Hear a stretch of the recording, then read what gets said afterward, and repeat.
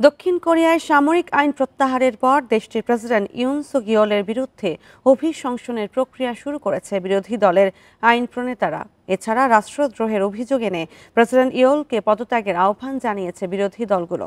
Double million offer Walton fridge কিনে পেতে পারেন 20 লক্ষ টাকা, রয়েছে কোটি কোটি টাকার নিশ্চিত উপহার। দেশটির আইন অনুযায়ী প্রেসিডেন্টকে অভিশংসিত করতে পার্লামেন্টের 2/3 আইন প্রণেতার ভোট প্রয়োজন হয়। 1980 সালের পর দক্ষিণ কোরিয়ার কোনো প্রেসিডেন্ট অভিশংসনের মুখোমুখি হচ্ছেন। এদিকে চলমান উত্তেজনার মধ্যেই পদত্যাগের ঘোষণা দিয়েছেন দেশটির প্রতিরক্ষামন্ত্রী কিম ইয়ন হিয়ন।